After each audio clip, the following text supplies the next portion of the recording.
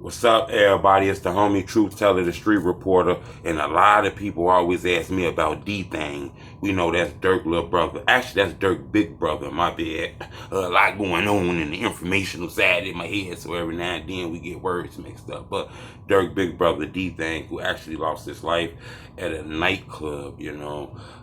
I actually had a chance to go to that nightclub, feel the temperament, look in front of it, see the same thing the people seen when they were at that club.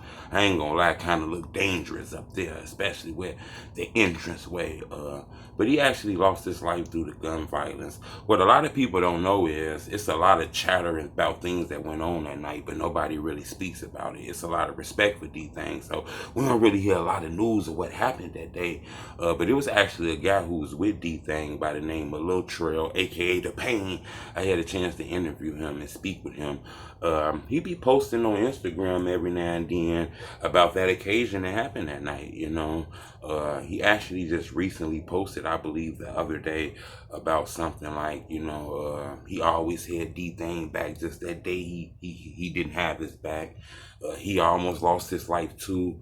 And you can tell he got a strong love for DThang. You can feel the passion in those words and shit like that.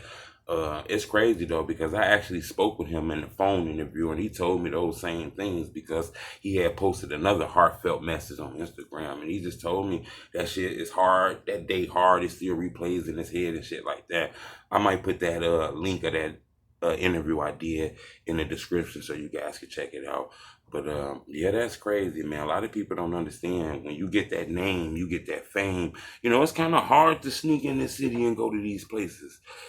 Sometimes you want to still have that normal feel. When you start to get rich and you start blowing up, you move to those famous communities, you move to those gated communities and shit. But your homies don't live out there. You don't even motherfucker live out there because they ain't got money to live out there. So you find yourself lonely out there, and every chance you get to be around the people, you take it. So you fuck around and take a risk by being in these nightclubs or going to these malls or going back to the old hood, not realizing that shit is full of have-nots. And, it look like you have. So, once you start blowing up on this YouTube, some people don't understand. They start thinking YouTube is financial gain, so they'll confuse popularity with monetization, and they don't understand that. They start seeing views, they think that's millions of dollars, but they don't know it's really not like that.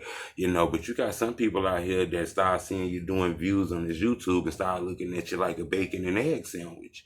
You know what I'm saying? So you got to be careful out here. I'm gonna ask you one thing, man. And before I get up out of here, I want you guys to be honest with me. When you get to a certain point in this hip hop shit, people know your name. You gain a lot of notoriety. People know who you are. Do you got to move out the hood? Do you got to leave?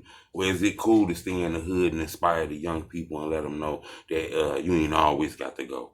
I'd love to know what you think. Leave me a comment. It's the homie Truth Teller, the street reporter.